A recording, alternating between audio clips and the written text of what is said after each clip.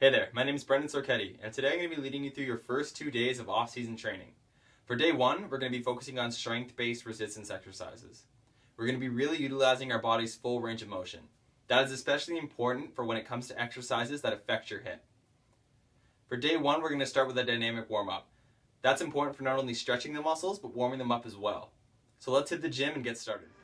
Our first exercise will be a series of lunges, making sure to have our bent knee come close but not actually touch the ground. We will do 20 lunges in total, 10 to a point, turning around and doing 10 lunges back. After that, we're going to perform a series of butt kicks. This exercise requires that you drive your heel to your glutes one after another. Next, we're going to do a set of high knees, making sure to drive our knees into our chest one after the other, making sure that after our foot touches, we are immediately bringing our next knee up and driving it into our chest. Next, to focus on our hamstrings, we will perform ground scoops. Really let your arms elongate and feel the stretch throughout the back of your legs. Next, we're going to switch to high knee jumps. We're going to alternate driving our knees up one by one into the air. The focus is to not propel yourself forward, but to drive your knee up and propel yourself upward. Finally, we're going to perform a set of trunk rotations and arm circles to get our lower back, obliques, rectus abdominis, and deltoids loosened up. Make sure when you're doing arm circles that you do a set of small circles with your palms facing downwards and rolling your shoulders forwards, and then switching and doing a set of your palms upwards and your shoulders rolling backwards. You're going to be going through this series of dynamic warm-up exercises twice. Going through each exercise there and back to your starting point counts as one cycle. This goes the same for trunk rotations and arm circles. You'll be doing these exercises twice as well. Our first exercise is going to be a standing barbell press. We're going to stand shoulder width apart and have our hands shoulder width apart as well, and we're going to propel the weight upwards using our deltoids, biceps, and triceps. We're not going to bend our knees and throw the weight upwards using momentum. We want to focus on using our upper body strength for this exercise. Make sure to pause at the bottom and top of the exercise so that we're not bouncing the weight off of our collarbone or hyperextending our elbows at the top of the exercise. Make sure to do a weight that you're comfortable with. We will be doing 10 to 12 repetitions for 4 sets. The final 2 reps for each set should be difficult to do.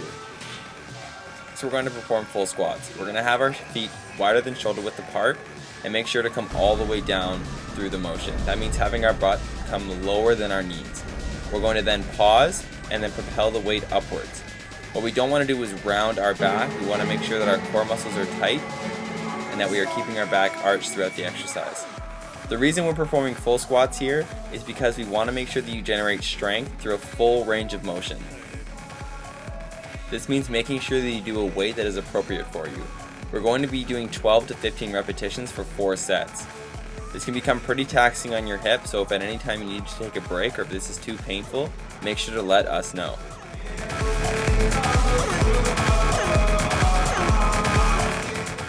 Next, we're going to perform bench press. We're going to be doing 12 to 15 reps for 4 sets. We really want to focus on touching the bar to our chest and allowing it to rest and then propelling it upwards. We don't want there to be any bouncing off of our chest because we really want to make sure that we're using our upper body strength to propel the weight upwards. For this exercise, you want to imagine that you're pushing yourself into the bench versus pushing the bar up. This will help keep your back straight on the bench versus arching it and pushing your hips up. We want to make sure that you're doing the weight properly and that the weight is adequate for you.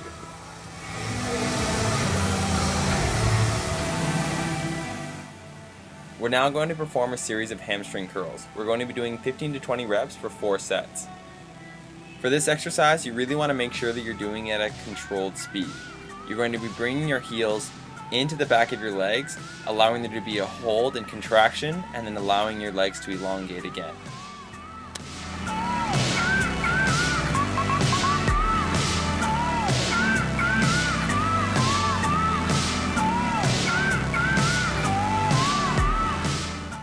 Finally, you will be performing a circuit of agility ladder runs and pull-ups, the point being to burn through the remaining muscle glycogen in your legs and upper body to make the most of your workout. Make sure that you stay on the balls of your feet, focusing on getting both feet inside and outside of the ladder as fast as you can.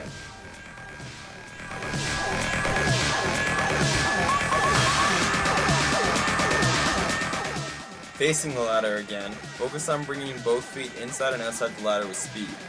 Work your way around the entire perimeter of the ladder to complete this exercise.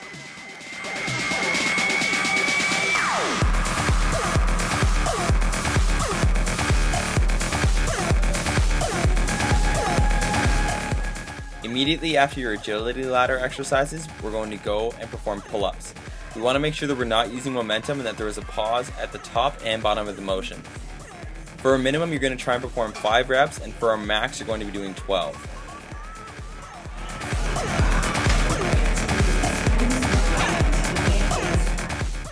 You're going to cycle through these 3 exercises 5 times through, making sure to take as little or no break as possible. The purpose of this exercise is to muscularly exhaust you, so make sure that you really push yourself and go through these exercises as hard as you can. Next, we're going to grab a yoga ball and medicine ball and perform a series of core exercises. With the medicine ball behind our head, we're going to make sure that we pause at the top and bottom of the motion. We're going to be performing this exercise for 10 repetitions, and make sure that you're not pulling on the medicine ball and wrenching your neck upwards. Really use your abdominal muscles. With our hands shoulder width apart, we're going to place our feet on a yoga ball and perform skiers. We're going to drive our knees up into the sides of our body, twisting as we do so. One side equals 1 repetition, so we're going to be doing 20 repetitions. If the skiers were too difficult on your hip and they caused any kind of pain, you can do an alteration, which is called the jackknife, which is this similar stance where you have your hands shoulder width apart, but instead of bringing your knees to the sides of your body, you're just bringing them up into your chest, pausing, and then bringing your feet back. Next, we're going to lie on the ground, grab a medicine ball, and perform medicine ball foot touches. We want to make sure that we're not throwing the medicine ball up with our hands, but that we're contracting our abdominal muscles. We want to make sure that we're pausing at the top of the motion, and we're going to be performing 10 repetitions for this exercise.